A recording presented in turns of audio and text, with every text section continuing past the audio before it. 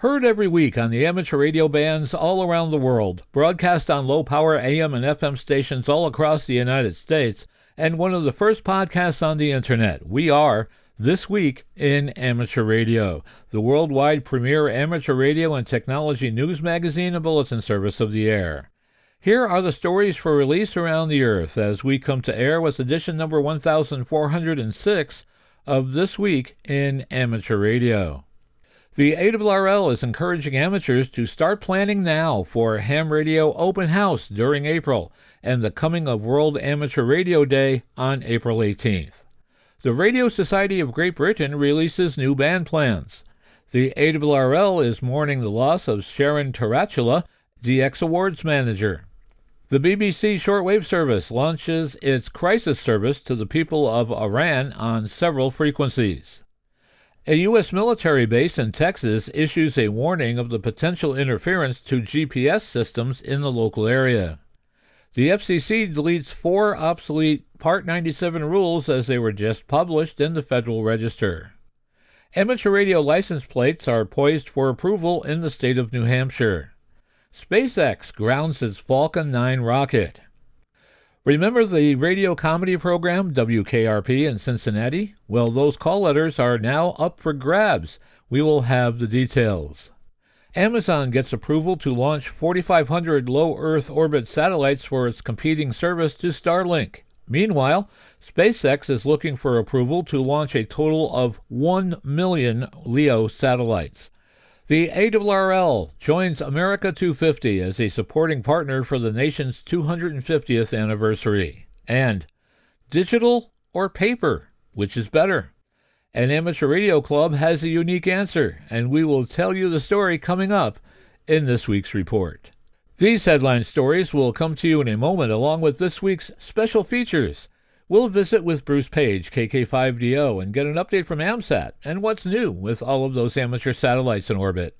Australia's own Onno Benschop, VK6FLAB, and Foundations of Amateur Radio will be here with another brand new edition entitled How to Become an Amateur Today. Our own amateur radio historian, Will Rogers, K5WLR, returns with another new edition of A Century of Amateur Radio. This week, Will takes us back to 1924, where we find that for nearly a year, hams had been operating in their first assigned band of wavelengths, 150 to 200 meters. They had also been experimenting below 150 meters by special government permission. We will hear all about this in a new episode entitled 6 Segments Sans Spark. And we will drop by and visit with Bill Sawyers, AJ8B in the DX Corner, with all the latest news on DXpeditions, DX, upcoming contests, and a lot more. That's all straight ahead as North America's premier amateur radio and technology news magazine and bulletin service, This Week in Amateur Radio, takes to the air right now. Reporting from our headquarters studio facility just outside of Albany, New York, where we're finally out of the deep freeze, I'm George, W2XBS. And reporting from sunny Sandwich, Illinois, on this Valentine's Day weekend, where for the 19th year in a row, I'm choosing my XYL Lisa to be my Valentine. I'm Jordan Kurtz, Kilo Echo 9, Bravo, Papa Oscar. And reporting from our news bureau just outside Albany, New York, in the Geek Cave studios, I'm Rich Lawrence, KB2MOB. Reporting from our studio in Bradenton, Florida, where I want to wish my wife Susan a happy Valentine's Day, I'm Mike Nicolich, K9DXM. And reporting from our news bureau just outside Rochester, New York, along the southern shore of Lake Ontario, this is George, Kilo Charlie 2, Oscar X-Ray Juliet. And reporting this week from our news bureau at Ham Station K2MST inside the Museum of Science and Technology in downtown Syracuse, New York, I'm Chris Perrine, your humble reporter, KB2FAF.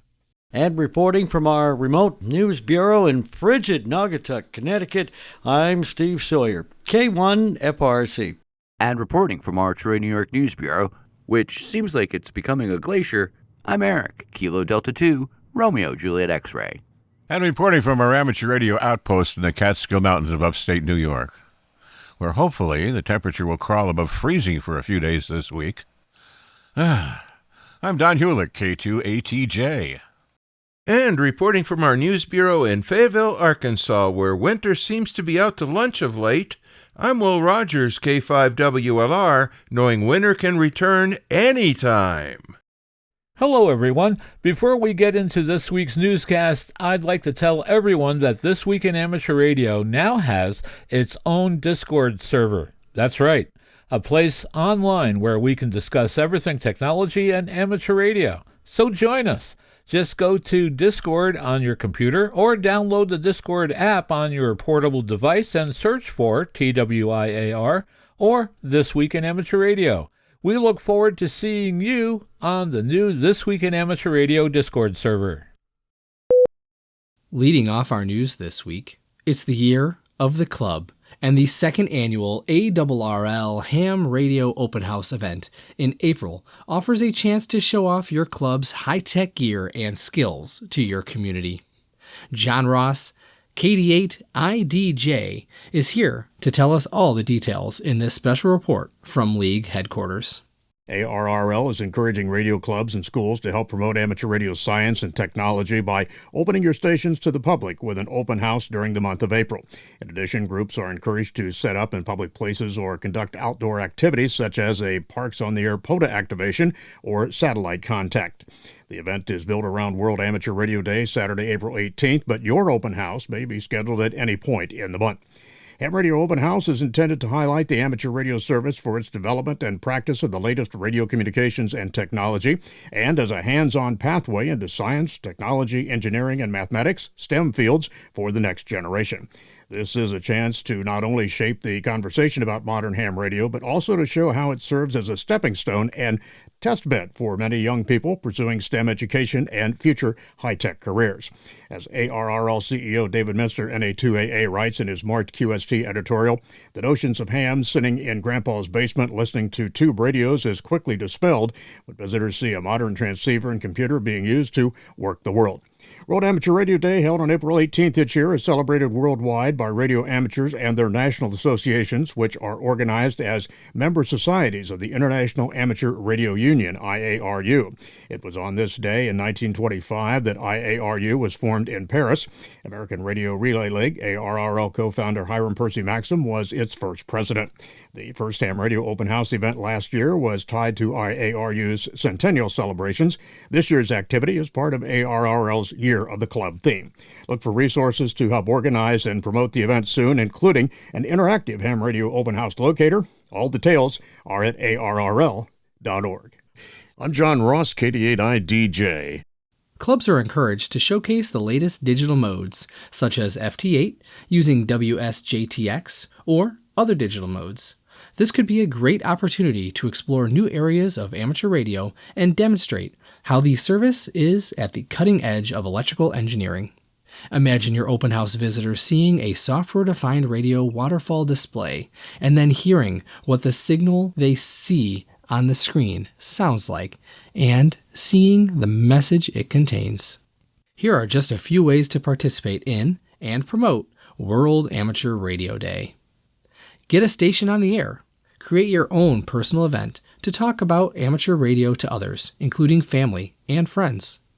Create and hold a special net or on-air event on World Amateur Radio Day to raise the level of attention for the celebration and to encourage other hams to talk about our hobby. Consider creating and offering a commemorative certificate for contacting your special activation. It can be an electronic one, as these are cost-effective. Get the word out. If you are an ARRL Public Information Coordinator, Public Information Officer, or responsible for radio club publicity, send a press release and conduct some public relations outreach to highlight the day and or events. Talk about all the activities radio amateurs have continued to support during the pandemic and how amateur radio service serves our communities. Promote your personal World Amateur Radio Day activities on social media platforms like Twitter and Facebook by using the hashtag World Amateur Radio Day. Make sure to send it to various clubs, reflectors, and local media. Once again, you can look for resources to help organize and promote the event soon, including an interactive ham radio open house locator. Find details at www.arrl.org. You are listening to North America's premier news and information service for the amateur radio hobbyist. We are This Week in Amateur Radio.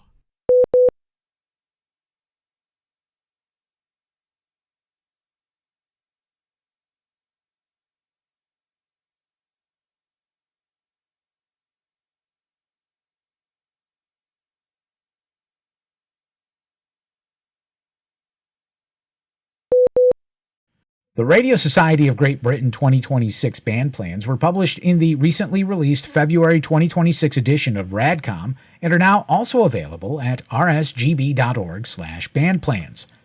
This year's changes in the United Kingdom address a handful of key topics, including updates to the 5 MHz band plan to emphasize correct operating, which comes in the light of out-of-band FT8 usage and Ofcom monitoring concerns.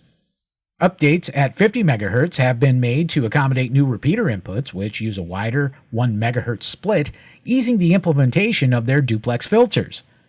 In the 430 MHz UHF band, provisions for low power and ad hoc repeaters and some editorial updates have also been made. ARRL is saddened to share the news that Sharon Taratula, who served the League with dedication and distinction for 32 years, passed away on February 4th, 2026. John Ross, KD8IDJ, is at League headquarters and files the special report. Sharon joined ARRL on January 31st, 1994 as DXCC Awards Technician. She later served as Administrative Assistant in 1996, MVP Administrative Manager 2011, and from 2016 until her passing as awards manager. Over more than 3 decades, she became a cornerstone of support for some of the most recognized programs in amateur radio. Sharon was monumental in the ARRL Awards and QSL Bureau in managing day-to-day work processes, said Bart Janke, W9JJ, Radio Sport and Regulatory Information Manager. She was the go-to person for Logbook, DXCC Online, and the legacy DXCC system. She had a graceful demeanor in helping all members and others with their DXCC award needs. Former ARRL Manager of Field Services and Radio Sport Dave Patton, KW9A, recalled that a previous manager affectionately called Sharon Radar after the MASH television show character because she always seemed to know what he needed or what was about to ask her. Patton added, "My most embedded impression of Sharon was of her calm, even demeanor in the face of most anything. She just rolled with whatever dilemma needed her attention and took care of it." He also remembered that Sharon handled urgent and sensitive matter requests, including expediting a DXCC plaque to a terminally ill ARRL member with compassion and care. Throughout her 32 years of service, Sharon supported countless members with grace, patience, and genuine desire to help. She cared deeply about her coworkers and the amateur radio community she served. Her steady presence and kind heart will greatly be missed. An online remembrance is available. Also, more information available at arrl.org. I'm John Ross, KD8IDJ. John Key also noted her extraordinary attention to detail, adding that she often backed up her email reminders with Post-it notes to ensure nothing was overlooked. Colleagues Deborah Voigt and Gloria Flores reflected on Sharon's sense of humor and the joy she brought to the office.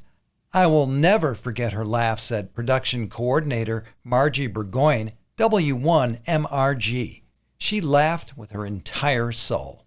Sharon deeply valued the relationships she built with DXers over the years and enjoyed their visits to ARRL headquarters, their messages, and their shared passion for amateur radio.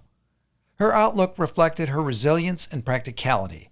As one colleague remembered her saying, it is what it is, and we'll fix it now and make it better." Shortwave radio, so valued as a carrier of critical information at various times in the world's history, has been declining. The BBC, however, has brought back an emergency shortwave radio service to deliver programming to Iran. The turmoil in Iran that led to an information blackout in that nation has prompted the BBC to launch a temporary shortwave radio service for listeners there. Medium and shortwave frequencies have been carrying programs each day starting at 1630 UTC. The content includes news and analysis relevant to Iran and provides a global perspective. In announcing the service, the BBC said this was part of its tradition of providing crisis broadcasting, adding that the broadcast will remain on the air until the end of March.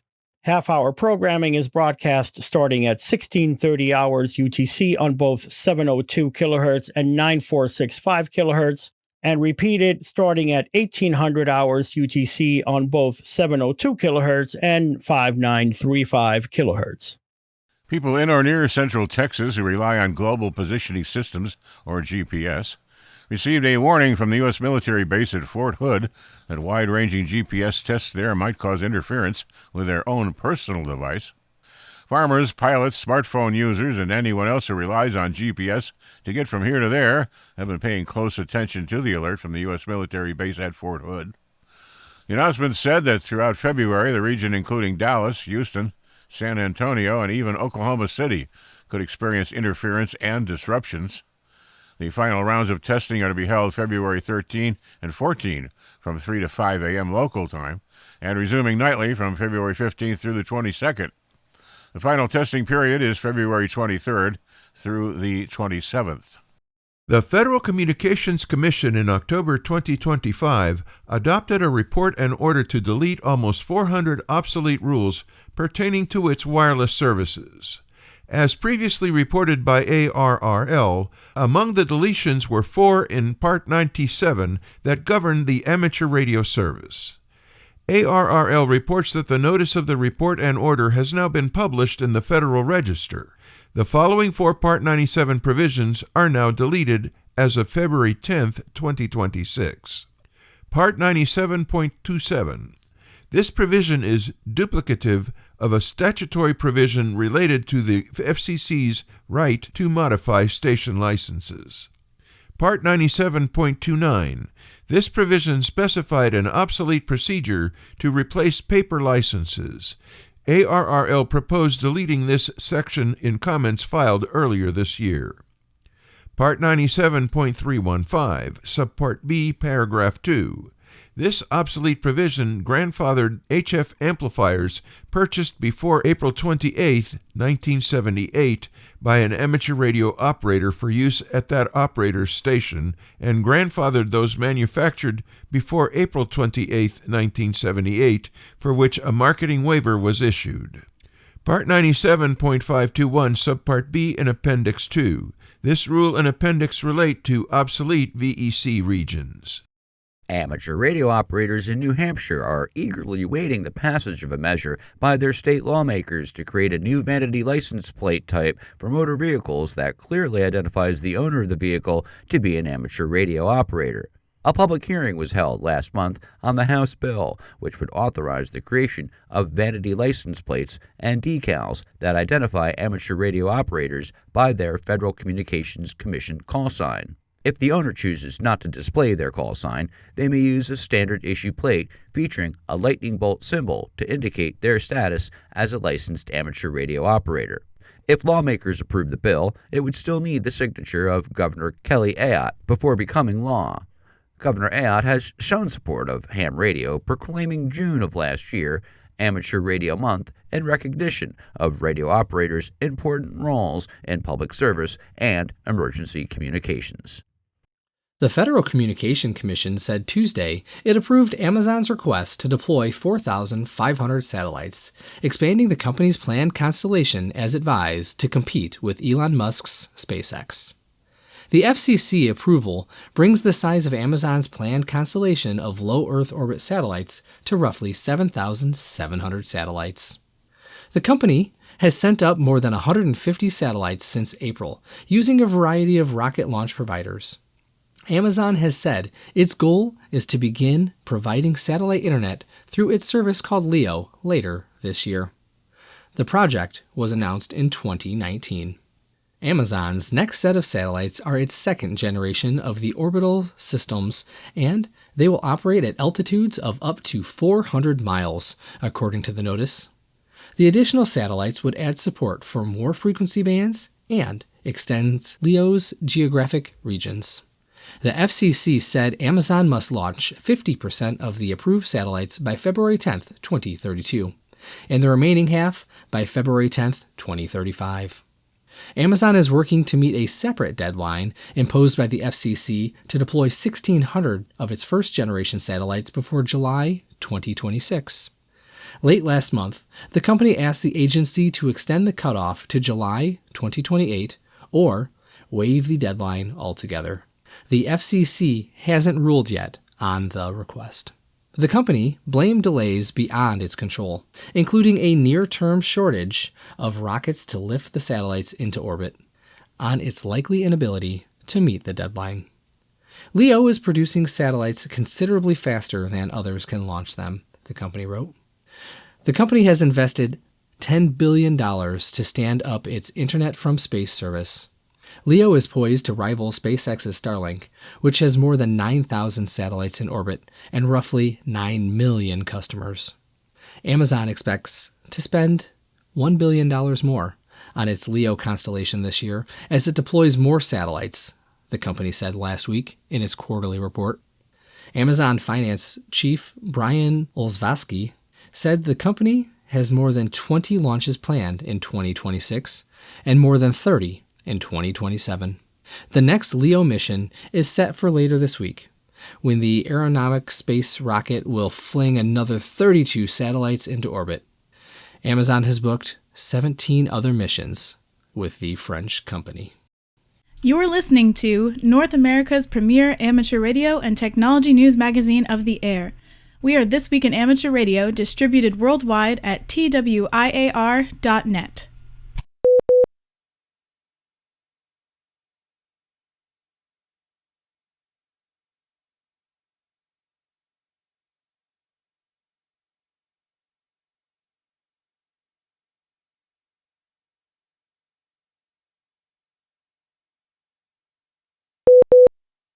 Are you in the United States and thinking about starting up a new broadcast radio station? Would you like your station call letters to be WKRP? That famous call sign currently is held by a low-power FM station in North Carolina, and while the station isn't planning to give it up, it would be willing to share if the price is right. The licensee issued this announcement recently. Oak City Media, a nonprofit organization that operated a real WKRP for over a decade, is announcing a process by which certain other broadcast stations can share this nostalgic call sign in accordance with FCC regulations. For 5 years, WKRP in Cincinnati was the fictional, often dysfunctional, setting behind one of the most popular radio station comedies in the United States. Effective February 5th, 2026, any entity or individual with an FCC registration number, or FRN, must update their FRN contact information in the FCC's Commission Registration System, or CORS, within 10 days of any change to such information. Failure to timely update FRN information could result in a fine. Each person or entity that does business with the FCC must obtain an FRN. This includes not only those who hold an FCC license or authorization, but also any individuals or entities with reportable interests in such licensees or authorization holders, as well as those who may have other FCC-related reporting requirements. When an entity requests an FRN, it must provide its name, contact information, and employer identification number. When an individual requests an FRN, they must provide their Social Security number in addition to their name and contact information. While the requirement to keep one's FRN information current has long been in place, what is new is the 10-day fuse to do so without threat of a fine. This new requirement was buried in a robocall-related report and order that was released in January 2025, but did not become effective until February 5th, 2026, focusing on the accuracy of information in the robocall mitigation database. As such, the requirement went largely unnoticed outside the robocall community until now. With this new requirement, all parties with an FRN are encouraged to periodically check their FRN contact information in CORS to confirm it is accurate and up to date. To check the information associated with an FRN, you must first log into CORS. New FRNs can be obtained here. Prior to obtaining a new FRN, you must first set up a CORS username. ARRL announced this week that it's supporting Partner of America 250, joining the nationwide celebration of the 250th anniversary of our country in 2026. With more details on America 250, we go to John Ross, KD8IDJ, who files this special report. America 250 is the national nonpartisan organization charged by Congress to lead the commemoration of the signing of the Declaration of Independence, a milestone that marks America's semi-quincentennial. Through education, engagement, and service, America 250 seeks to bring Americans together to reflect on the nation's history and renew commitment to the ideals that unite us. As a supporting partner, ARRL will contribute to America's 250 mission by highlighting the historic and ongoing role of amateur radio in connecting people, supporting public service, and strengthening civic engagement across the United States. Since its founding in 1914, ARRL and its members have played a vital role in technical innovation, emergency communications, and volunteer service in communities. Amateur radio has been a part of the American story since the earliest days of wireless communication, said ARRL President Rick Roderick, K5UR. For more than a century, the amateur radio service has advanced the nation's communications capabilities by fostering technical innovation, developing a pool of trained and skilled operators, strengthening emergency and public service communications, and promoting international goodwill. These enduring contributions reflect why amateur radio continues to serve the public interest as a uniquely resilient and volunteer-driven national resource. I'm John Ross, KD8IDJ. As we approach America's 250th anniversary, it's important to recognize the organizations and volunteers who have connected and served communities for generations, said Jen Corden, Executive Vice President of America 250. Amateur radio reflects the spirit of service, innovation, and civic engagement at the heart of our nation's story, and we're proud to welcome ARRL as a supporting partner in this historic commemoration. And now with more on this story, we go to our very own Mike Nicolich, K9DXM. ARRL is also strengthening STEM education by bringing amateur radio into American classrooms through hands-on project-based curricula and teacher training. By connecting youth with real-world experiences, these programs bridge educational gaps, boost student achievement, and open pathways to higher education and careers in wireless communications and related technical fields. As part of its alignment with the U.S. semi-quincentennial, ARRL is advancing several major initiatives throughout the year. As previously announced to members, the ARRL Board of Directors has designated 2026 as the year of the club, recognizing the essential role that local amateur radio clubs play in building community, mentoring new operators, and delivering public service at the grassroots level. This nationwide focus celebrates clubs as engines of civic engagement and local connection. ICOM America is the official sponsor of the ARRL Year of the Club. ARRL has already launched the America 250 Worked All States year-long event, calling on amateur radio operators worldwide to make contact with all 50 U.S. states in honor of America's 250th anniversary. ARRL will produce an achievement award for radio amateurs who meet this challenge. 2026 ARRL Field Day is June 27th and 28th. ARRL announces that the theme of 2026 ARRL Field Day is Amateur Radio, a National Resource. Field Day is an annual amateur radio activity organized since 1933 and the largest on-the-air operating event in North America. Field Day showcases amateur radio's readiness to provide resilient communications in times of need while engaging the public through hands-on demonstrations and community outreach. ARRL's partnership with America 250 reflects a shared commitment to honoring America's past while investing in the civic, technical, and volunteer spirit that will carry the nation forward. The National Conference of Volunteer Examiner Coordinators Question Pool Committee has removed 2 questions from the General Class Question Pool and 1 more question from the Extra Class Pool from use. For all the details, we go to League Headquarters where John Ross, KD8IDJ, files this report. Due to recently published FCC rule changes affecting the 60-meter band, general class questions G1A04 and G1C09 are no longer valid and must be removed from use on examinations. Extra class question E4D05 must also be removed from it. It contains more than 1 correct answer. And all effective questions should be removed from the examinations as soon as possible. Updated general class question pool files, including the errata and new information, have been posted to the NCVEC General Class Question Pool webpage. And the current Element 3 General Question Pool became effective on July 1st, 2023, and it is now valid through June 30th, 2027. Updated question pool files have also been posted to the NCBEC Extra Class Question Pool's webpage, and the current Element 4 Extra Question Pool became effective on July 1st, 2024, and it is valid through June 30th, 2028. I'm John Ross, KD8I-DJ. Updated question pool files have also been posted to the National Conference of Volunteer Examiner Coordinators Extra Class Question Pool webpage. The current Element 4 Extra Question Pool became effective on July 1st, 2024, and is valid through June 30th, 2028. The ARRL-VEC advises the amateur radio community, and particularly volunteer examiners, to regularly check the NCBEC website at ncbec.org for updates to the question pools, which may include errata and withdrawn questions. It is time for this month's report from the Volunteer Monitor Program. The Volunteer Monitor Program is a joint initiative between the ARRL and the FCC to enhance compliance in the amateur radio service. Here is the current activity report from the VM program.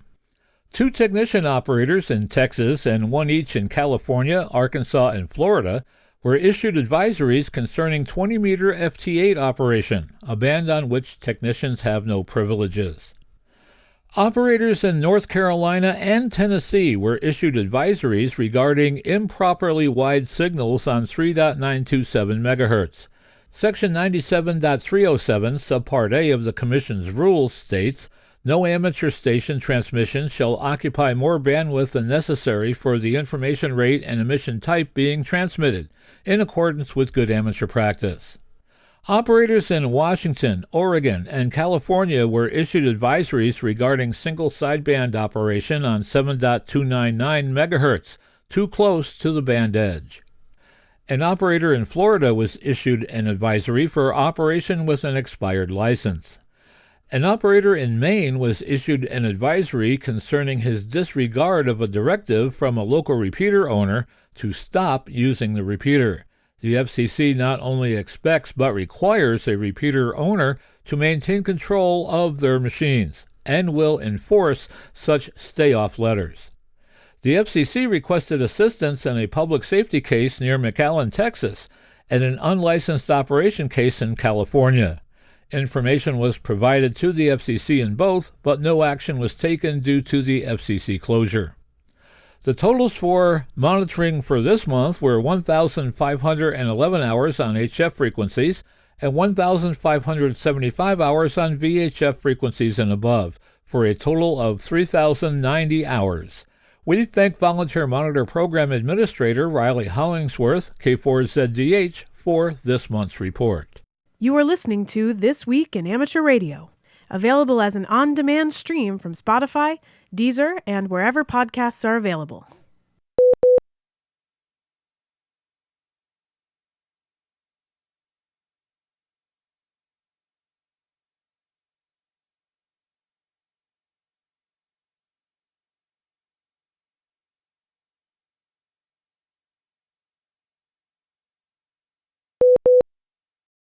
Hello and welcome to the DX Corner for your weekly dose of DX. I'm Bill, AJ8B.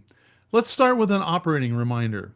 Joe Pater, W8GEX, the godfather of 60 meters, reminds everyone that effective February 13th, the FCC will restrict U.S. amateur radio stations from operating at 100 watts on 5.357 megahertz, limiting power to just 9.5 watts on that frequency.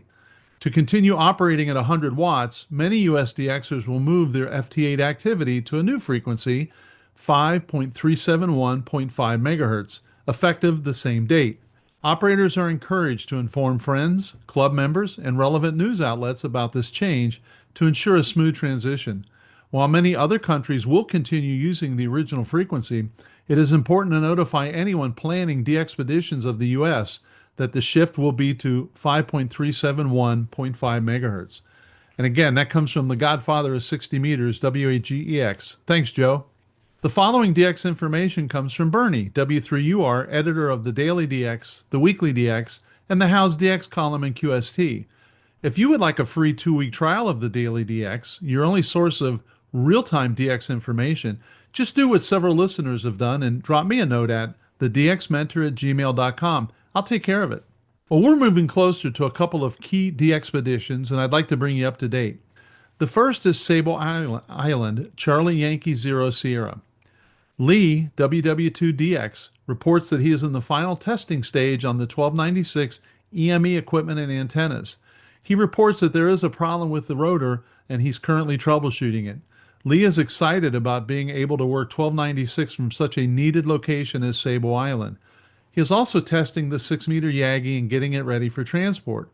All else remains on track as each team member has finalized their travel plans. The Charlie Yankee 0 Sierra team appreciates all of the recent support from foundations, clubs, and individuals. More news will be forthcoming this week. Information on the team and their plans is always available at cy0s.com or, of course, via me. Secondly, we have the VU7 Lakshadweep de-expedition. The revised schedule for Alpha Uniform 7 Radio Sierra shows that they should be QRV by now, and in fact they are. I heard them last night. Weight restrictions on their vessel necessitated the delay of some of the equipment. The scheduled revision has them arriving on the island on the 8th and then to begin the setup process. Well, we know that happened. They expected 2 stations on the air by February 10th, with additional stations added as they can. They hope to be able to stay on until February 25th. And you can QSL via M0OXO. And their website is vu2rs.com/VU7R. Finally, we have Macau, XX7W. An international team will operate as XS9W from Macau, March 19th to the 31st. So that's just a month away. The group plans to be active on 160 through 6 meters CW, sideband, and the digital modes, with at least 4 stations on the air simultaneously. They have at their disposal multiple radios and ACOM, SPE, and HAL amplifiers. Antennas include spider beams, hex beams, verticals, an inverted L, a 6-meter Yagi, and an Arrow satellite antenna. And I have talked to several of the guys going on this, and this is going to be a bang-up de-expedition. I can't wait. I have an update on the ongoing Deshusheo Island, Kilo Papa 5 stroke Nancy Papa 3 Victor India. We are pleased to announce an extension of the Deshusheo de-expedition 2026 until Tuesday, March 3rd. The original recovery date was Thursday, February 12th. However, deteriorating sea conditions have required us to delay equipment recovery until March 3rd. As a result, the de-expedition will remain on the air longer, providing additional opportunities for operators to work Deshusheo Island for an all-time new one, which remains our primary focus. During the extension period, we will continue to operate on the bands and modes that have proven most effective and productive. All-Time New One Day. We will be conducting an All-Time New One Day, otherwise known as an ATNO, for 12 hours, beginning Sunday, February 15th at 1200 UTC and ending Monday, February 16th at 0 UTC. During this period, we will be focused on FT8 from 1200 to 1400 UTC, after which we will focus on single sideband. Operation will be in the U.S. general portion of the bands. We respectfully ask operators who do not need KP5 Deshusheo Island for an all-time new one to please refrain from calling us during this period. This will help maximize opportunities for those who still need this rare entity in their log. Well, we have an update on their statistics, and currently they have worked over 66,000 QSOs in the log, with 14,700 being unique, and 3,674 were all-time new ones. So those are all great numbers. The Deshusheo de-expedition team sincerely thanks the amateur radio community worldwide for its continued interest and support of this first ever fully solar-powered rare entity de-expedition. And this came from Steve, N2AJ, who is the media officer and the pilot. So we have an ongoing activity at Reunion Island, which is Fox Radio, and then followed up with Mayotte Island, which is Fox Hotel. Ivan UR9IDX is now on the air as FR/UR9IDX until February 15th or 16th. His next stop is Mayotte as FH/UR9IDX for at least 20 days, generally on whatever bands are open the best. And I knew that Ivan was on last night, so he is up and operating. We have an African country, Mali, which is Tango Zulu. Ulmar, Delta Kilo 1 Charlie Echo, should be QRV as Tango Zulu 1 Charlie Echo until March 1st. He will be doing mostly FT8 and sideband, and says when he's on FT8, he gives stations outside of Europe precedent at all times. He plans special attention to 160-meter FT8, 80-meter FT8, and 6 meters, and will update daily on Club Log. The LOTW log will be uploaded after the operation. And in Mali, 60-meter operation is not allowed. Sorry, Joe. Tom, Delta Lima 7 Baker Oscar, is QRV from Cambodia as X-Ray Uniform 7 Oscar until February 21, reports DX News. And I've heard him on 2 nights in a row and this morning. I didn't have a chance to work him, but I know he's in there. From Sierra 9, which is Sao Tome and Principe Islands, Barut, S53BV, is QRV as S9BV. He says propagation on 40 has been good. He will QRV on 40 and 15. Late in the week, he will be activating 60 meters, apparently CW only. The calling frequency being 5.351.5. Due to different band plan regulations, he will listen from 5.3515 to 5.355. And I have an announcement of my own. I will be joining the internet radio staff at W2PHradio.com. The DX Mentor Show will run every Tuesday from 2 to 3 p.m. and every Thursday from 7 to 8 p.m. You can catch this show and all of the ham activity and great music at W2PHradio.com. Give that a listen and let me know what you think. I have been absolutely blown away by the excellent music and programs that Ed has put together there at W2PHradio.com. And they were also featured in QST the last couple months. You may want to check that out. And finally, contest updates. I know that the ARRL contest sheet is read elsewhere in this podcast, and the contests that I mention are sometimes redundant. However, there are a few contests that I have found to be especially useful for DXers who are trying to fill band slots or work an all-time new one. The big contest on the horizon is the ARRL International DX Contest, CW, held from 0 Zulu February 21st to 2400 Zulu on February 22nd. The exchange is simple, RST and your state or province.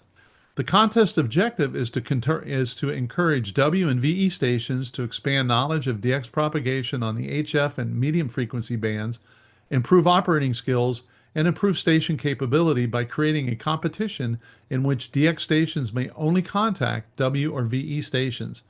One contest period is for CW only and one is for phone only. For both, you can only use the standard non-work bands, 160, 80, 40, 20, 15, and 10. And I'll give you a hint. It's been this contest where I've been able to pick up some additional 160 and 80 meter countries that I couldn't normally get. Be careful. The logs are due within 7 days after the event is over. Logs may be submitted via either online or via mail. But electronic Cabrillo logs are the preferred method. Entries for the CW and phone portions of the competition must be submitted separately and must be postmarked before that 7-day deadline. Do not forget that. They are not forgiving. Until next week, this is Bill, AJB, saying 7-3, and thanks to my XYO Karen for her love and support. I hope to hear you in the pile-ups. Have a great DX week. We pause for stations along the network to identify. We are This Week in Amateur Radio, your amateur radio and technology news magazine of the air, available as a podcast on iTunes, Google Play, iHeartMedia, and Spotify.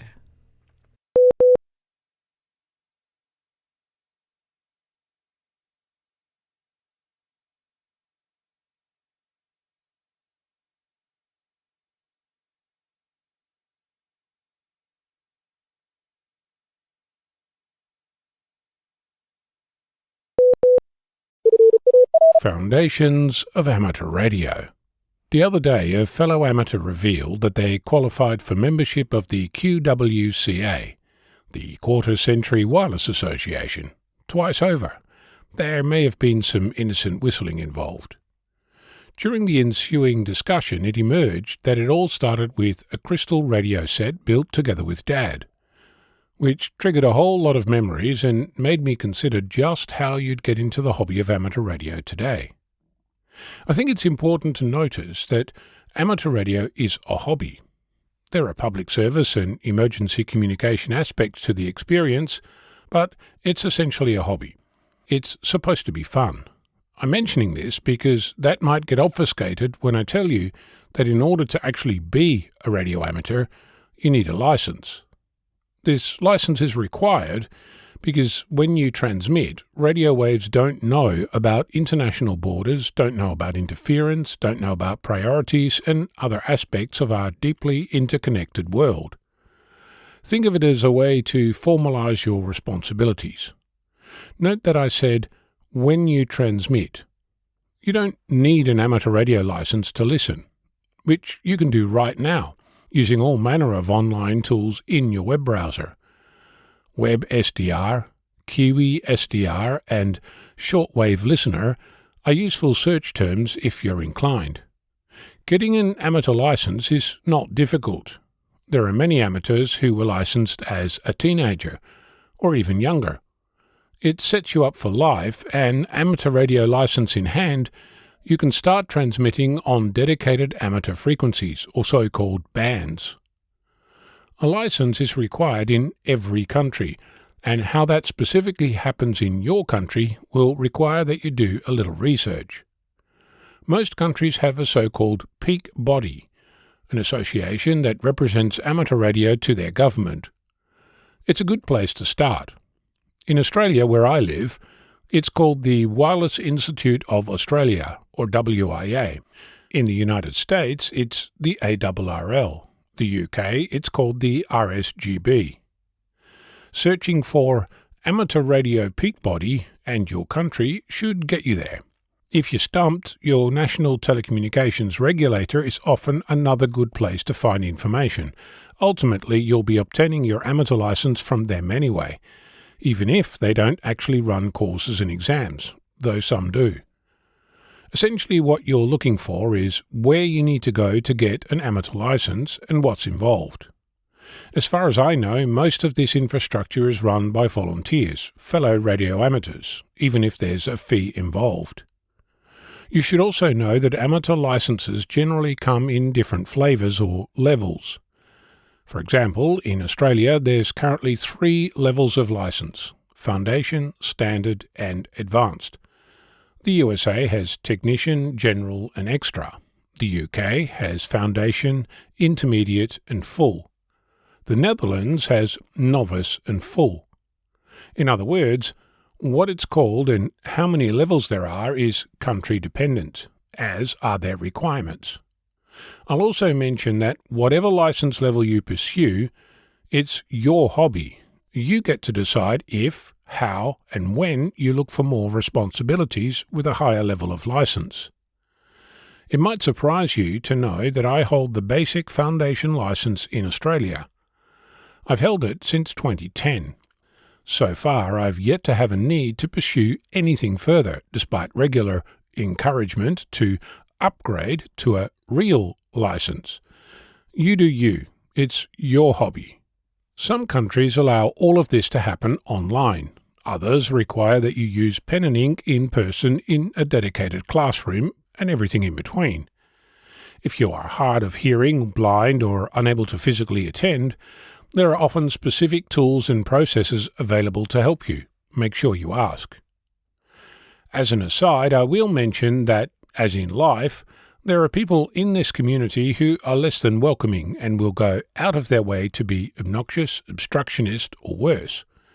Fortunately, while vocal and destructive, they are in the minority. Don't let their behaviour dissuade you from participating.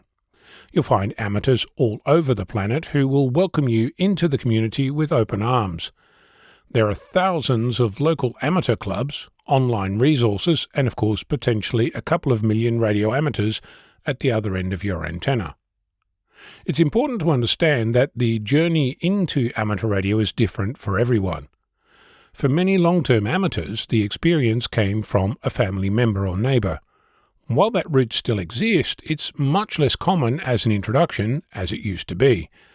I first came across it as a teenager during a Sea Scouting event called JOTA, or Jamboree on the Air. Whilst memorable, it wasn't until 2 more amateur radio interactions, decades apart, that I finally got to the point of actually discovering the hobby. For your journey, just being here, today, right now, is already a start. Welcome. It's nice to have you here. You've found the community. What are you waiting for? I'm Ono, Victor Kilo 6, Foxtrot Lima Alpha Bravo. The Federal Communications Commission seems eager to let SpaceX experiment with massive data centers in space. On Wednesday, Chairman Brendan Carr tweeted, "The FCC welcomes and now seeks comment on the SpaceX application for orbital data centers." SpaceX's application to launch up to 1 million satellites has been accepted by the agency, kicking off a public comment period. The announcement is surprising because the company only submitted its proposal on Friday. Usually the FCC takes weeks or months to respond. In this case, it made a decision in days, even though SpaceX's proposal appears preliminary and even rushed, according to space experts, some of whom question the constellation's feasibility. For perspective, only 14,500 satellites are currently in orbit. SpaceX CEO Elon Musk now wants to dramatically increase that number by about 70 times, raising questions about the environmental toll from the required rocket launches and the potential for space debris. The FCC may have acted fast because SpaceX's application urged it to expeditiously authorize the 1 million satellite plan. In short, the sooner the SpaceX orbital data center system is licensed for its limited use of the required spectrum, the sooner the spectrum can support a revolutionary space platform that'll benefit humanity, SpaceX said. In addition, the Commission has made it a priority to fast-track its satellite approval process to help the U.S. counter China's satellite ambitions. It's Space Race 2.0. The CCP, Chinese Communist Party, is aggressively pursuing space dominance. They want to beat us to orbit, FCC Space Bureau Chief Jay Schwartz said back in November. A month earlier, Carr himself said the FCC was moving to a default no process with a default to yes framework for at least some of the satellite plans. At their annual meeting on January 29th, the ARRL Foundation Board of Directors voted unanimously to increase the maximum grant award in their grants program from $3,000 to $5,000 in support of the ARRL Year of the Club. Radio clubs are encouraged to apply for funding to support eligible amateur radio-related projects, particularly those with a focus on educating, licensing, supporting activities that contribute to developing active hams. The Foundation Grants Program accepts proposals 3 times a year through an online application in February, June, and October. Information can be found on the ARRL website. Questions regarding grant proposals or eligibility, which may be directed by email to foundation@arrl.org. You are listening to This Week in Amateur Radio, available to download as a podcast from anywhere on the web podcasts are available.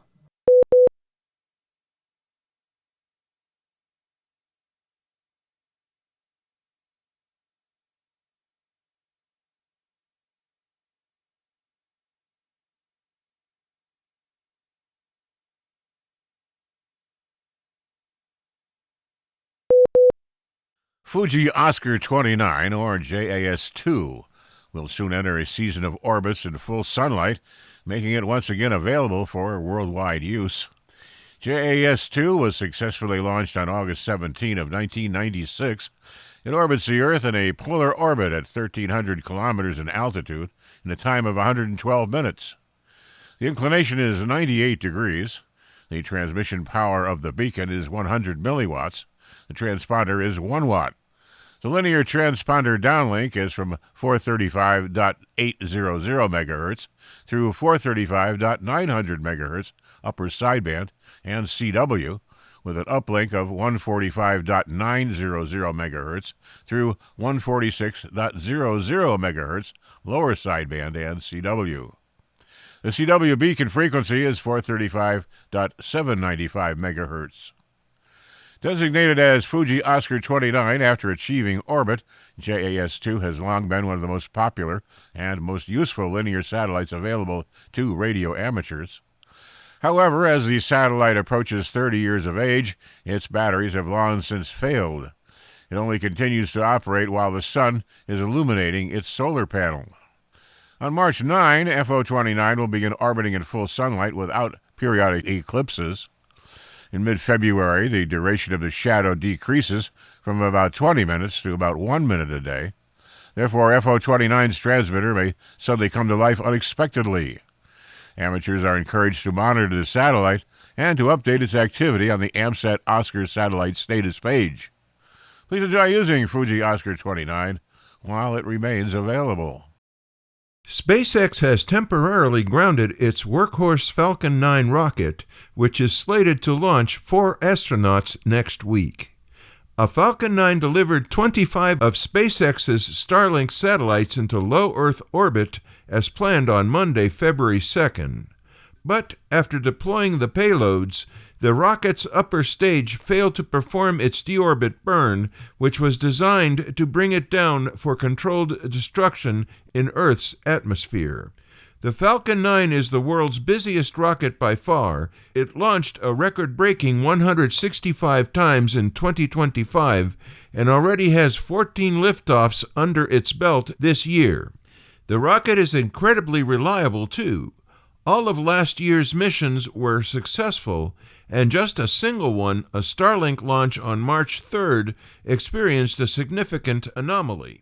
It's unclear how long this new launch hiatus will last, but both SpaceX and NASA hope the issue is resolved soon, for a very high-profile Falcon 9 launch is coming up, that of the Crew 12 astronaut mission to the International Space Station.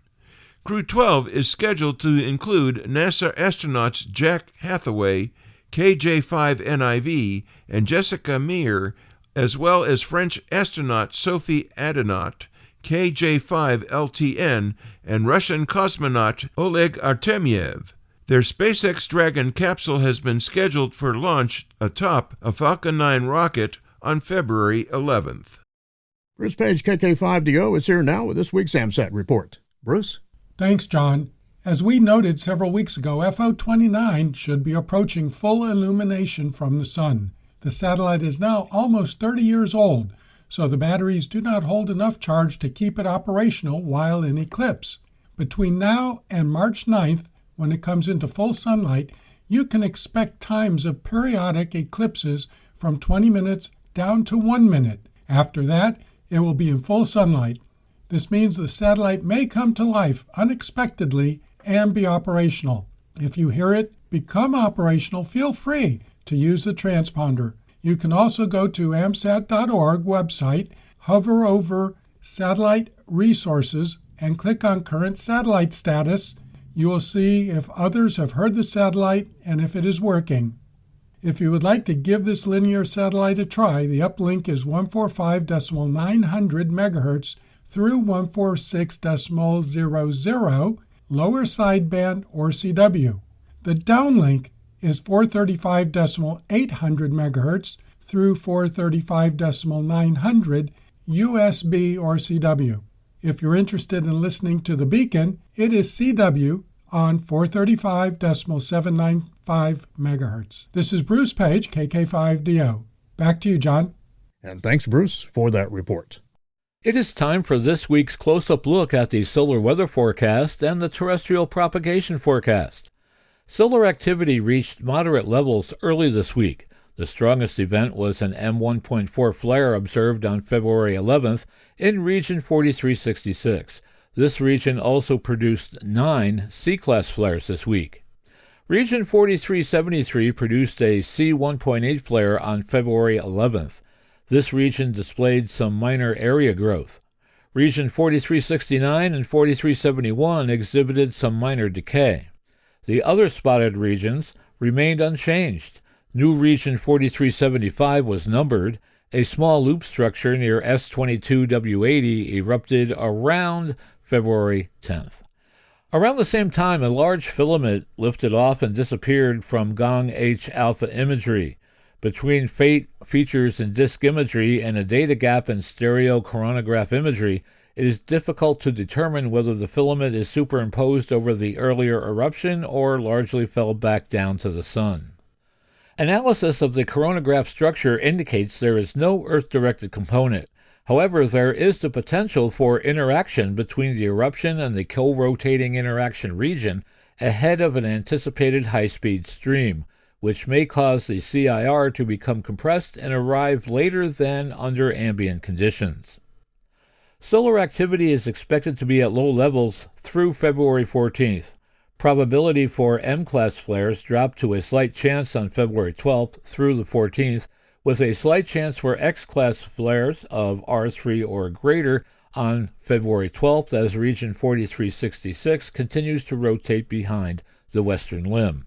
Solar wind parameters continue to reflect waning influence of a negative polarity coronal hole high-speed stream, with discrete mild disturbances likely associated with embedded transient structures. Solar wind speeds remain generally elevated, slowly decreasing from 500 km per second to 400 km per second by the end of the reporting period. The solar wind environment near Earth is likely to be mostly undisturbed on February 12th and 13th, as there are no recurrent or transient disturbances anticipated those days. On February 14th, the wind environment is expected to become more enhanced late in the day due to CIR effects from a large positive polarity coronal hole high-speed stream coupled with possible weak coronal mass ejection effects from the February 11th eruption. For more information concerning radio propagation, visit the ARRL Technical Information Service. Read A Quick Guide to HF Propagation Using Solar Indices, and check out the propagation page of Carl Wetzel-Swab K9LA. For customizable propagation charts, visit the Voice of America CAP Online for Ham Radio website. Just ahead in Radio Sport, February 13th through the 14th, the YLRL-YLOM contest, CW Phone and Digital. February 14th, the Podexus 070 Club Valentine Sprint, that's digital. Also, February 14th through the 15th, the CQWW RIDI WPX contest, digital. And on February 14th, the Asia Pacific Spring Sprint, that is CW. And remember to visit the ARRL contest calendar for more events and information in your area. Upcoming section, state, and division conventions, February 13th through the 15th, Orlando Hamcation hosting the ARRL Southeastern Division Convention. That's in Orlando, Florida. February 20th through the 21st, the Greater Houston Ham Fest hosting the ARRL Texas State Convention in Rosenberg, Texas. February 27th through the 28th, the ARRL Southwestern Division Convention in Yuma, Arizona. And on February 28th, HamCon, ARRL Vermont State Convention in Colchester, Vermont. And again, remember to search the ARRL Hamfest and Convention database to find events in your area. You're listening to North America's premier amateur radio and technology news magazine of the air. We are This Week in Amateur Radio, distributed worldwide at twiar.net.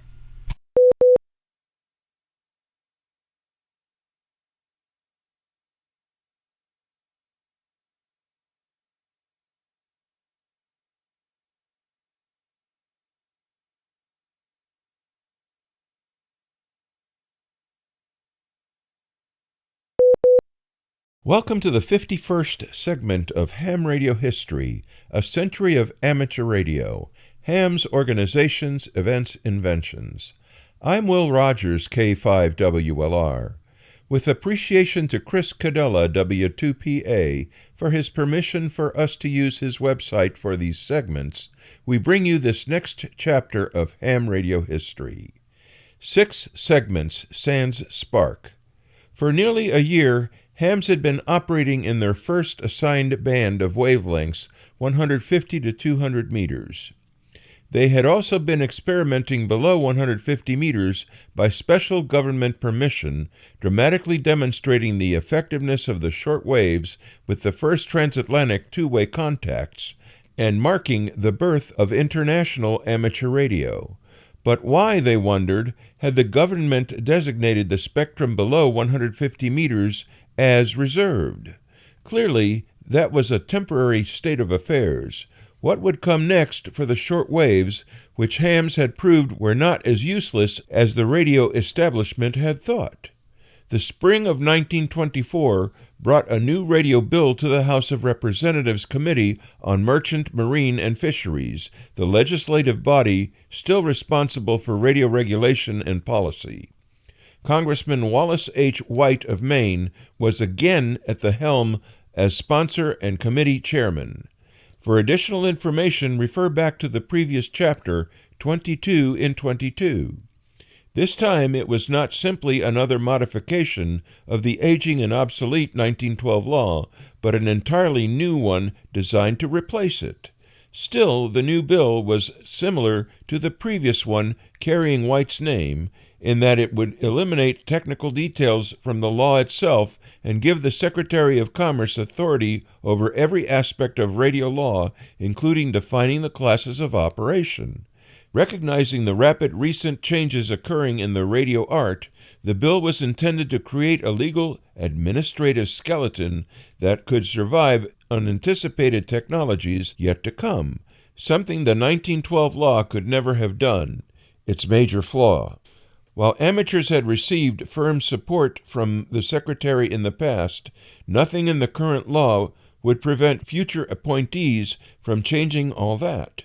Of greatest concern to amateurs, there was no explicit mention of the amateur service in the bill, or of any other radio service for that matter. At the same time, given the accelerating advancement of technology, expecting a new law to contain all the technical details pertaining to every service was impractical, if not impossible. It would be much too complex and would quickly become outdated. Therefore, the League was taking a qualified if resigned stance on the proposed law. Hams would have to take their chances to a degree, but some crucial modifications would have to be made before the League would endorse it. Of greatest concern was the discretionary power the proposed law would grant to the Secretary of Commerce. Regulatory decisions made under such a law could not be reviewed or challenged in the courts, and therefore would make the Secretary the absolute dictator and czar of radio, as ARRL Secretary Kenneth Warner described it. Amateurs were not alone in calling for a change during the Congressional Committee's hearings. The other radio interests shared the same concern. One suggested remedy was simply to remove the language that referred to the Secretary's discretion, expressions such as he may deem necessary. Another suggestion foreshadowing what eventually happened was to place the authority in the hands of a radio commission rather than a single person. RCA and AT&T favored the bill as it was, but Westinghouse, along with most independent broadcasters, opposed it. 1 month later, an amended Senate bill emerged to be considered by Congress in its fall session. The new wording limited the discretionary powers of the Secretary, provided for challenges to rulings, and most importantly, explicitly named amateur radio in several places. The League's concerns had been largely satisfied.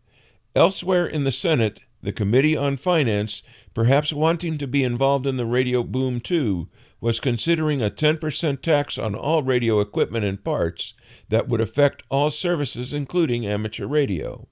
But it was proposed based on the misconception that a single manufacturer, RCA, was setting prices as a monopoly. After receiving protests from around the country and being schooled on the characteristics of the market, the proposal was thrown out. The call for access to the shorter waves was soon answered. On 25 July 1924, the Bureau of Navigation, Department of Commerce, announced that amateurs would be granted access to 5 new bands of wavelengths at 75 to 80, 40 to 48, 20 to 22, and 4 to 5 meters, added to the already existing band at 150 to 200 meters. These correspond to 3.75 to 4.0, 6.25 to 7.5, 13.6 to 15, and 60 to 75 megahertz. In trade, all access to wavelengths above 200 meters was sacrificed to help enable broadcast expansion. Although the League had hoped for access to the band from 105 to 110 meters, where the landmark recent transatlantic QSOs had taken place, only special license holders could apply to use it for now, and only for experiments with various classes of government and commercial stations, particularly the Naval Research Laboratory and the Arctic expeditions. General access to the band would be revisited at the National Radio Conference to be held in Washington in September. Besides notifying the press, Commissioner D.B. Carson sent a letter to the ARRL for distribution. Carson relied on QST to get the word out, stating that it was not possible to notify each individual amateur because of the work involved. Printed copies of the 6 paragraphs of the new regulations were sent directly only to the government's radio supervisors. CW alone would be allowed on the new band, no spark or phone. This included all forms of what was referred to as tube telegraphy, including vacuum tube circuits with battery, generator, partly rectified, unfiltered, and even AC power applied to the plate, anode electrodes. This rather relaxed regulation resulted from considering interference to broadcast stations. Most believe that key thumping, the transient production of harmonics by sharp on-off keying of a CW transmitter, later called key clicks, was the primary source of such interference. So even though using a pure DC supply resulted in a cleaner signal, special design was still required to eliminate thumping. The regulation also required that an antenna could not be directly coupled to a transmitter. Aside from increased efficiency, this would further limit interference from harmonics and power supply modulation. In the 150 to 200 meter band, the restrictions on transmission modes were relaxed to permit all types of amateur transmissions, including spark. In what Warner called the crème de la crème of the new regulations, no quiet hours would be required on the new bands because of what was assumed to be a much smaller chance of interference to broadcast listeners. Amateurs could once again transmit during the evening prime time. Before amateurs could operate in the new bands, they had to return their licenses so that new ones permitting it could be issued. Access to some or all of the new allocations could be granted for each applicant on an individual basis, and all of this would be subject to change at the September conference. Amateurs were urged to get active on the new bands as soon as possible to build a case for continued access. 1 month after the Commerce Department's announcement, Canada granted the same bands to their amateurs, but with 2 significant differences. They must use only pure CW, and loose coupled transmitters would be required. They were tight on clean signals while being lax on harmonics. We'll continue this segment next week. Included in this material are quotes from the following. K.B. Warner, The New White Bill, editorial QST, May 1924, page 7. K.B. Warner, The Radio Tax is Eliminated, editorial QST, June 1924, page 8. The New Short Waves, editorial QST, September 1924, page 7. F.H. Schnell, Canadian Amateurs Get Short Waves Too, QST, October 1924, page 12. With our thanks to Chris Cadella, W2PA, for the use of his website, Ham Radio History, A Century of Amateur Radio, Ham's Organizations, Events, Inventions, I'm Will Rogers, K5WLR, reporting for This Week in Amateur Radio. We pause for stations along the network to identify. We are This Week in Amateur Radio, available as a direct download on our website at www.twiar.net.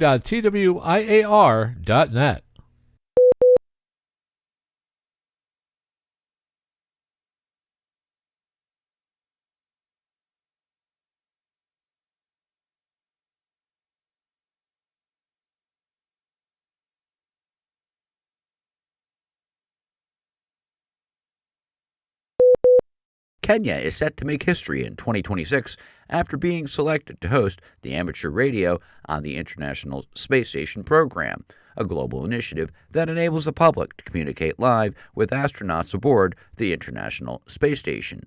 The Kenya Space Agency announced the selection, positioning the country at the heart of an international effort to advance space education and public engagement in science.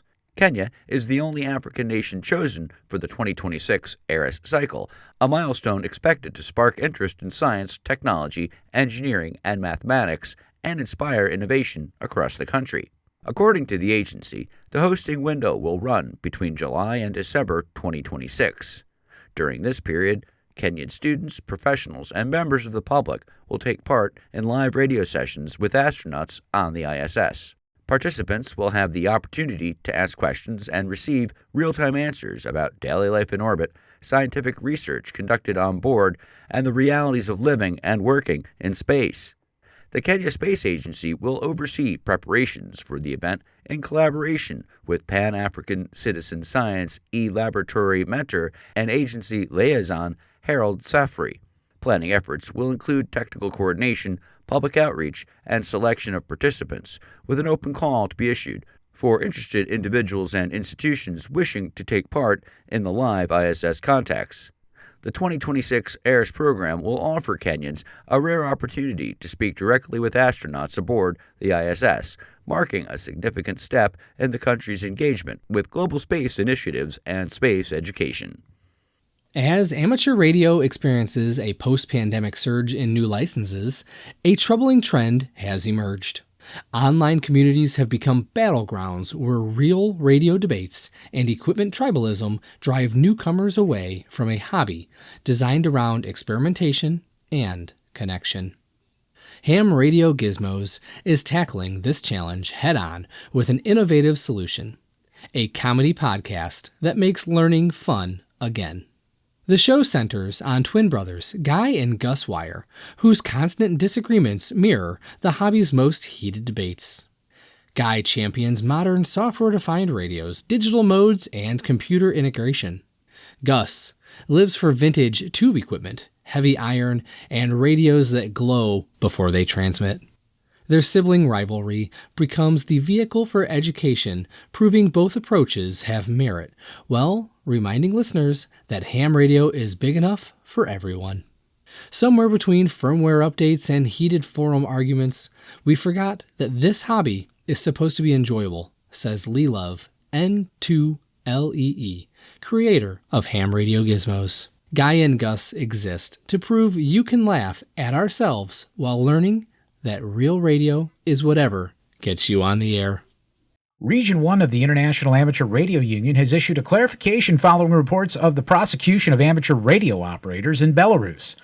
In the statement, Region 1 stresses that amateur radio is a technical, educational, and service-oriented hobby defined internationally and emphasizes that while individuals involved hold amateur licenses, the actions leading to their prosecution fall entirely outside the scope of the amateur radio service.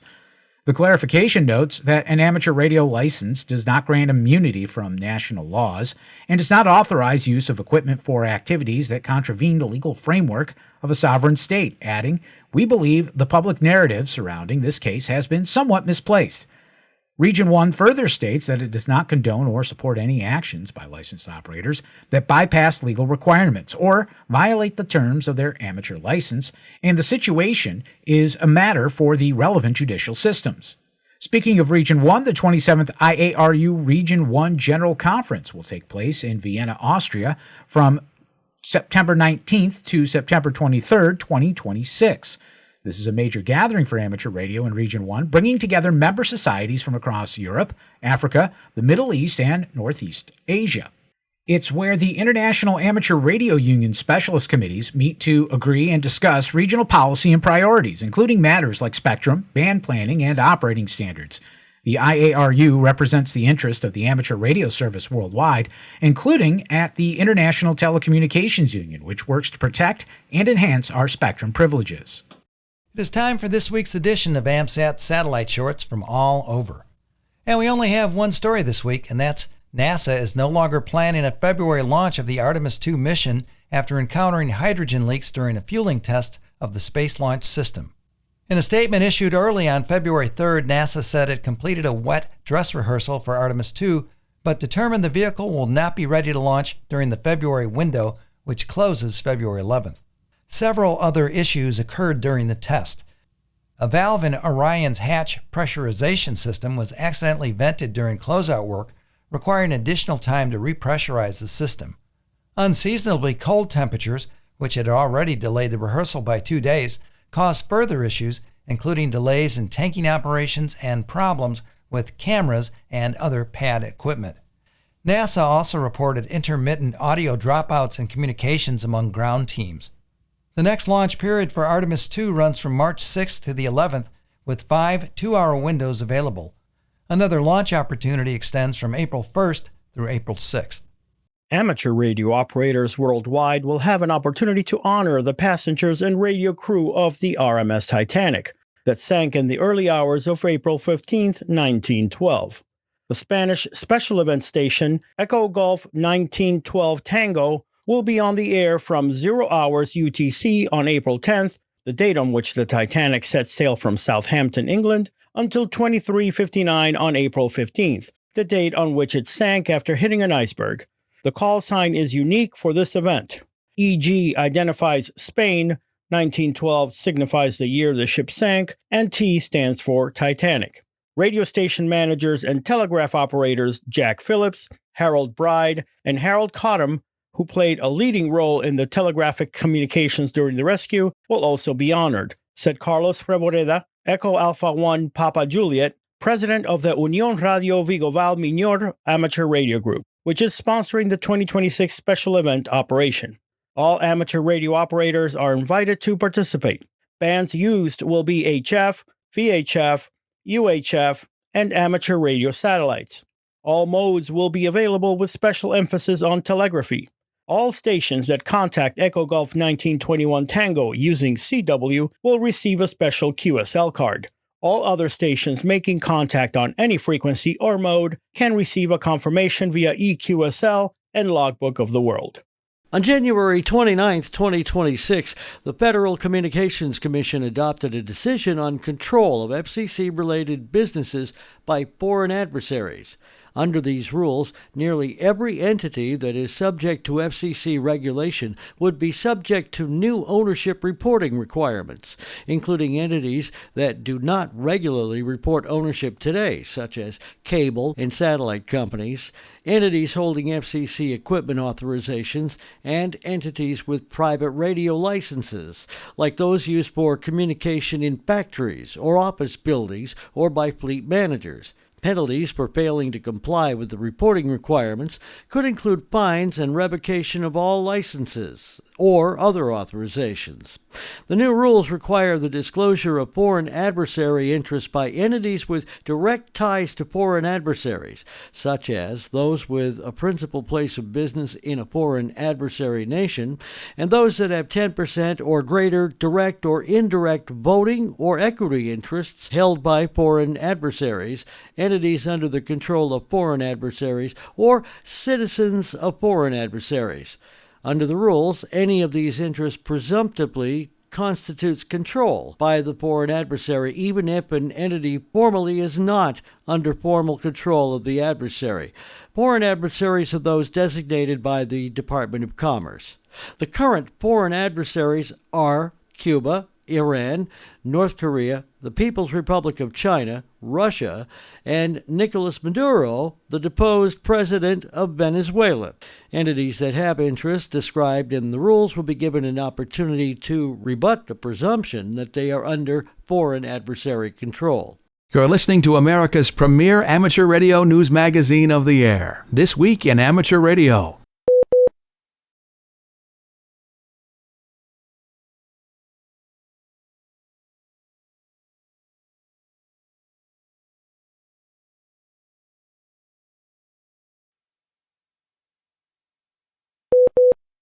Victory was never sweeter for a ham in Scotland who successfully appealed the local planner's rejection of his tower plan. The foundations dug and the concrete base with anchor bolts had been installed. The greatest obstacle facing John Grieve, GM3 RTI's tower project, had been the Scottish winter weather, so John needed to proceed slowly with pulleys, wire ropes, and other work, but only a few months ago he couldn't proceed at all. Despite supporting statements from neighbors and the Radio Society of Great Britain, the local Perth and Kincross Council rejected John's planning application for the tilt-over telescopic structure in the garden behind his home in the village of Inshore. It was to have had an operating height of 15 meters or 50 feet. John said in an interview he'd have little opportunity to communicate directly with the council beforehand. Rejection stated that the project would have a detrimental effect on the character and environmental quality of the application property. John, who is also an RSGB Region 2 representative, contacted the RSGB Planning Advisory Committee for an appeal in October. In mid-December of 2025, he received a 10-year approval. John gained enthusiastic support on local media, and update on the RSGB's Facebook page reached more than 35,000 supporters in just a few days. according to the Society spokesman.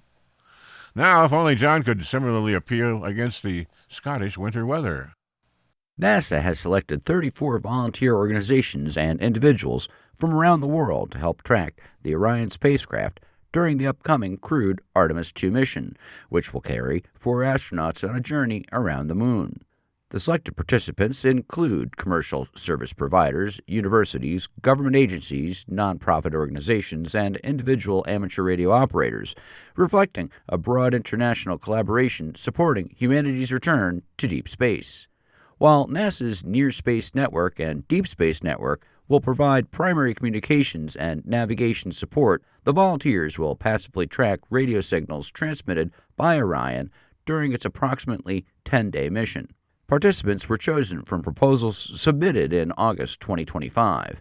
They will submit tracking data to NASA for analysis, helping the agency evaluate broader aerospace and amateur radio tracking capabilities. No funding is exchanged as part of this collaborative effort. This is a real step toward SCAN's commercial first vision, said Kevin Coggins, NASA's Deputy Associate Administrator for Space Communications and Navigation, or SCAN. By inviting external organizations to demonstrate their capabilities during a human spaceflight mission, we're strengthening the marketplace we'll rely on as we explore farther into the solar system. This isn't about tracking one mission, but about building a resilient public and private ecosystem that will support the golden age of innovation and exploration. The initiative builds on a similar effort during Artemis I in 2022, when 10 volunteers successfully tracked Orion and provided valuable lessons on data formatting, quality, and standards compliance. For Artemis II, SCAN now requires all submitted tracking data to meet its system standards. Public interest has increased significantly, with about 47 ground assets across 14 countries expected to support the mission. Amateur radio organizations and enthusiasts are well represented in the selected group. Participants include AMSAT Argentina, AMSAT Deutschland, the Amateur Radio Exploration Ground Station Consortium known as CAMRAS in the Netherlands, the Deep Space Exploration Society in Colorado, and several individual operators, including Scott Tilley of Canada. Their involvement highlights the growing technical capability of the global amateur radio community to contribute meaningfully to deep space missions. Although NASA has formally selected a limited group to submit official tracking data, anyone with appropriate equipment can attempt to track Artemis II independently, either by monitoring Orion's radio emissions or by observing the spacecraft optically with a telescope during its translunar coast. NASA has emphasized that it is simply accepting data from a designated group and not restricting independent observation. For amateur astronomers and radio operators alike, Artemis II offers a rare opportunity to witness and participate in humanity's return to deep space exploration. The A13 Advanced Class Preservation Society is more than a gathering of friends. It is a circle of amateur radio operators who celebrate their status as the last holders of a class of license the Federal Communications Commission stopped granting nearly 26 years ago. The holders of these licenses, which are still renewable indefinitely, created the society in 2020 as a welcoming place. It became the home of a ragchew net that operates on Mondays, Wednesdays, and Fridays on 14.213 MHz at 1700 UTC with Scott Ensley, W5HVO, as primary net control. Although 445 hams hold numbered certificates of membership in this group, they extend a welcome to any advanced and extra-class operators, as well as DX hams who would like to check in. The elimination of the advanced class license was undertaken as a streamlining move, an action that created a 3-class license system that also removed the entry-level novice class. An upcoming open-source hardware project called OpenSpace aims to lower the barrier to Earth-Moon-Earth communications for amateur radio operators by using a modular software-defined phased array system instead of traditional large dish antennas. EME, or moon bounce, involves transmitting a signal toward the moon, reflecting it off the lunar surface, and receiving it back on Earth. Historically, this has required large, high-gain antennas, high-power transmitters, and precise mechanical tracking, putting it out of reach for many amateurs. OpenSpace proposes using electronically steerable phased arrays built from small, low-cost, software-defined radio tiles. A phased array combines the signals from many small antennas using precise timing delays, allowing radio beams to be steered electronically without motors or moving parts. This enables rapid tracking, improved interference rejection, and compact, low-profile installations. A familiar consumer example of phased array technology is the flat panel antenna used by Starlink's satellite internet terminals. At the core of the system is the OpenSpace Quad Tile, a 4-antenna SDR module covering 4.9 to 6 GHz in the C-band. Each tile supports 40 MHz of bandwidth using an 8-bit ADC and delivers about 1 watt of transmit power per antenna.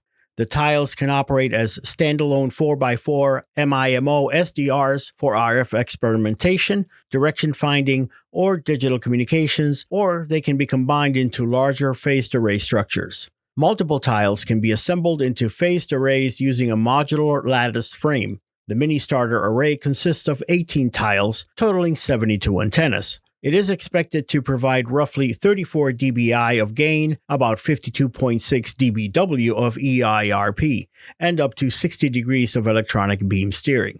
While the mini configuration is not large enough for moonbounds, it is intended for learning, experimentation, satellite downlinks, and long-range directional links.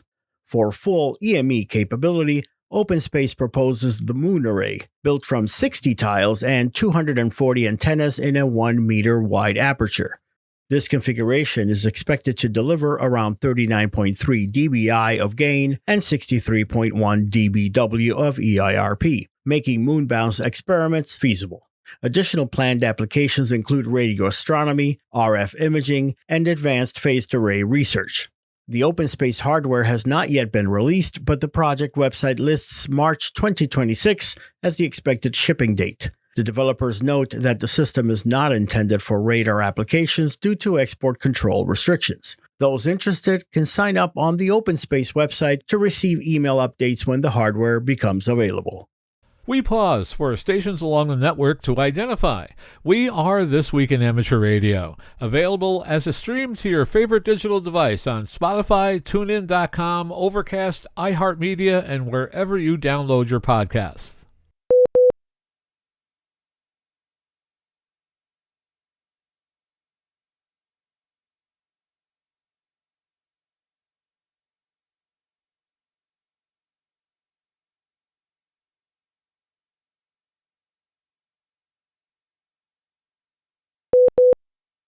Irvine Disaster Emergency Communications, IDEC, in Irvine, California, is offering a technician-level amateur radio licensing course, and more than 100 residents, including many from the Community Emergency Response Team, CERT, registered for the program's introductory session.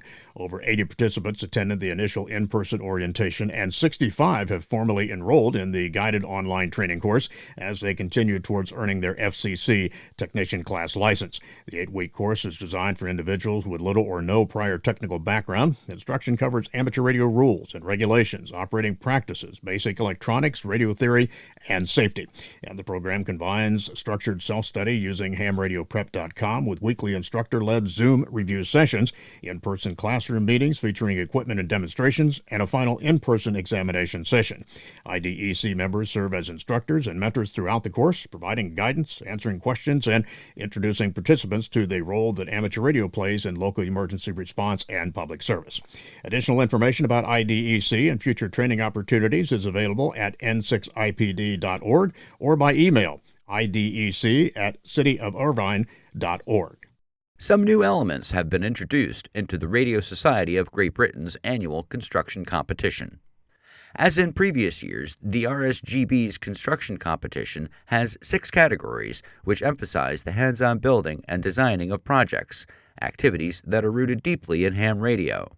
Organizers have introduced a new category this year, Reimagination, which still draws its challenges from radio but produces projects with an appeal to non-amateurs, such as individuals in the maker community. The Society hopes that these innovative entries will shine even more of a spotlight on what ham radio is all about. This is an international competition. Entries can be from anywhere in the world, but competitors must belong to the Radio Society of Great Britain. The deadline for entries is March 1st. For details on how to enter and for a list of the other 6 categories, visit rsgb.org and search for Construction Competition. A group of ham radio operators have stepped up to keep ham clock operating beyond its scheduled sunset in June. An open-source replacement for the back-end processes required to keep the popular ham clock project alive is well underway. Developed by Brian, Kilo Oscar 4 Alpha Quebec Foxtrot, and Austin, Kilo Nancy 4 Lima November Bravo, Open Ham Clock Backend is designed to be a drop-in replacement for the backend server that populates Ham Clock with its signature set of 40-plus data points and visualizations. Ham Clock relies on an internet backend to provide live space weather, propagation, DX, and news data. With the passing of its original developer, that backend is no longer being maintained, which means many ham clocks will gradually lose live functionality even though the devices themselves still work. An open-source replacement backend is now being developed that recreates the same data feeds ham clock expects using publicly available sources such as NOAA, Space Weather Services, PSK Reporter, and DX information sites. From the ham clock's point of view, nothing changes. It connects to the same paths and receives the same data formats without any firmware modification. We are very close to replicating nearly every possible data source and making slight improvements along the way. The system is free, open source, and designed to run locally on a small Linux system, allowing individual hams or clubs to keep existing ham clocks fully operational. The goal is preservation, not reinvention, keeping ham clock working exactly as intended for years to come. Currently, Open Ham Clock Backend is designed to be self-hosted, requiring any user wishing to extend ham clock's usefulness beyond June to run the software themselves. However, options are being considered for a centralized version to be stood up for all ham clock users to take advantage of. William Reed Witten, Alpha Bravo 4 Whiskey, passed away on January 22, 2026. He was 85 years old. Witten served as the ARRL North Carolina section manager from April 1988 through March 2000. An avid amateur radio operator, he held an amateur extra class license and was active in local radio clubs and an advisor for the Special Olympics Radio Communications and Rally. Witten founded RF projects and helped install radio towers, including work on the World Trade Center in New York, and supported classical radio station WCPE. He graduated from George Washington University and pursued doctoral studies in chemistry at Georgetown University. After moving to North Carolina, Witten taught in the chemistry department at UNC Chapel Hill. He later served the state of North Carolina at the Department of Administration in Raleigh. There will be a celebration of life service at a later date. The director of the National Reconnaissance Office recently declassified the existence of JUMPSEAT, the United States' first-generation highly elliptical orbit signals collection satellite. Launched from 1971 to 1987 under mission numbers 7701 to 7708, JUMPSEAT was the product of the United States Air Force's program at the National Reconnaissance Office. Developed under a program called Project EarPop, JUMPSEAT offered the United States a way of collecting intelligence during unprecedented geopolitical change and Cold War tensions that lasted until the early 1990s. The National Reconnaissance Office in the United States Air Force, collaborating as part of NRO's Program A, were tasked with developing a foundational high elliptical orbit signals collection satellite to bolster the U.S. government's space intelligence portfolio. Named JUMPSEAT, the new satellite would be capable of operating in a highly elliptical or Molniya orbit. These orbits are very similar to those that were used by amateur radio satellites AO-10, AO-13, and AO-40 in the 1980s and 90s. Together, the National Reconnaissance Office and the USAF launched the first JUMPSEAT mission in 1971 from Vandenberg Air Force Base, which is now Vandenberg Space Force Base in California. Once in orbit, JUMPSEAT successfully collected electronic emissions and signals, communication intelligence, and foreign instrumentation intelligence, and valuable information that was downlinked to ground processing facilities within the U.S. From there, the data was provided to the Department of Defense, the National Security Agency, and other national security elements. Over the decades, JUMPSEAT satellites continued to prove their worth to signals intelligence, finally operating in transponder mode until they were taken out of service in 2006. And finally this week. In a digital world, everything works correctly. But what happens when it doesn't? John Ross, KD8IDJ, is here with the story. Tino Milanovic, K8RBQ, a member of the All Things Amateur Radio Association, ATERA, in Lancaster, Ohio, said her club began asking that question a couple of years ago. What happens in a grid-down situation when the internet, tablets, and laptops and GPS are not available? In an emergency, how can first responders quickly navigate and travel to their intended destinations? Milanovic said that after some thought and some discussion, the answer was, well, old school, use paper maps. So in 2023, members of the ATERA began contacting the county engineering offices of Fairfield and contiguous counties to acquire fold-out paper county maps for their off-grid team members. The off-grid team trains to be able to respond and provide mission-essential emergency communications in a natural or human-made disaster situation in which amateur radio operators are needed to assist first responders or other emergency officials.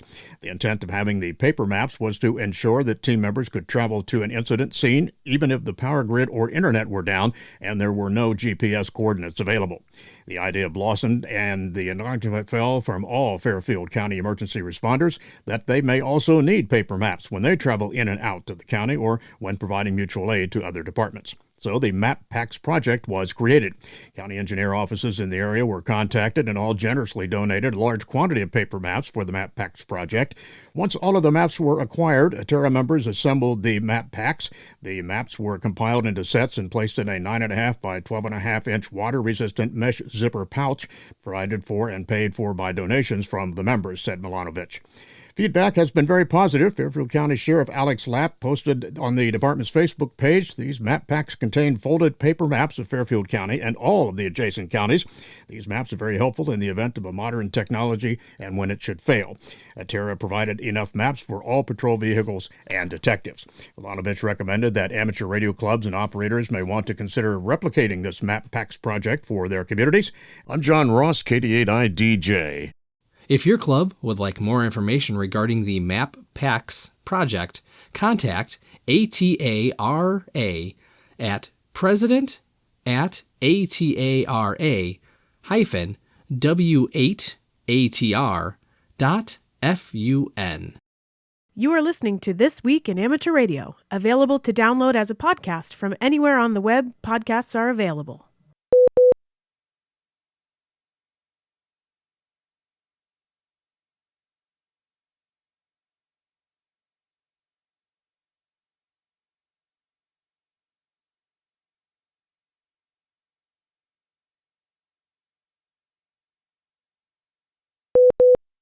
This Week in Amateur Radio is holding open auditions for news anchors for the weekly national worldwide amateur radio news service.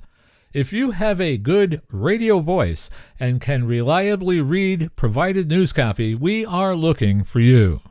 This, of course, is an all-volunteer position. An amateur radio license is not required. You must have a high-quality microphone, headset mics are not used, and be familiar with audio editing software to record and edit your finished news stories before uploading.